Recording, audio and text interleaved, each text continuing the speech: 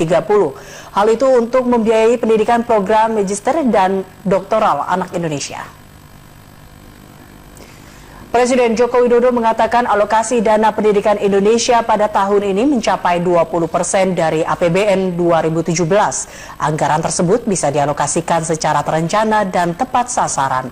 Sebab menurut Presiden selama ini belanja pendidikan dilakukan untuk biaya rutinitas saja dan bukan biaya skala prioritas seperti biaya pendidikan lanjutan perguruan tinggi. Oleh sebab itu, menurut Presiden Joko Widodo, anggaran pendidikan yang dialokasikan setiap tahunnya sebaiknya disisihkan untuk dana abadi pendidikan agar dana tersebut bisa dijadikan investasi untuk generasi mendatang. Apabila penyisihan anggaran ini bisa dilakukan secara rutin dan terencana, maka dana abadi pendidikan Indonesia pada tahun 2030 sebesar 400 triliun rupiah bisa tercapai.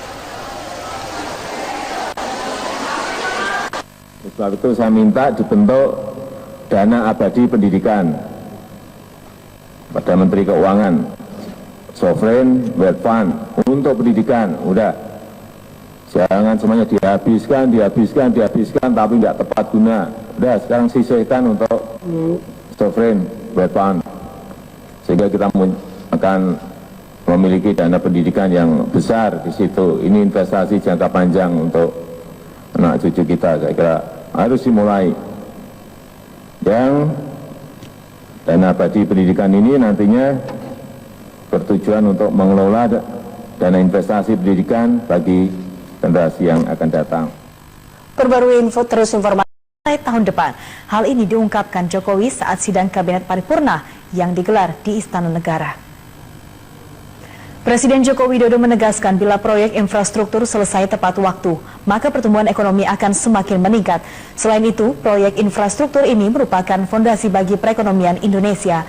Jokowi juga meminta para menteri terkait untuk turun langsung agar mengawal proyek infrastruktur ini. Jangan hanya sekedar menugaskan para pejabat setingkat Direktur Jenderal untuk melakukan pengawasan.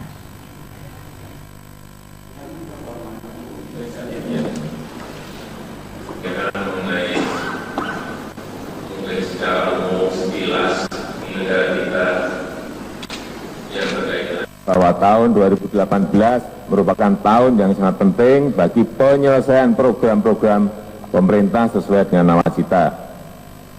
Untuk itu saya minta seluruh kementerian, lembaga melihat satu persatu program-program kerja di kementerian lembaga masing-masing secara lebih teliti, secara lebih detail, secara lebih rinci, agar sesuai dengan prioritas yang telah kita tetapkan.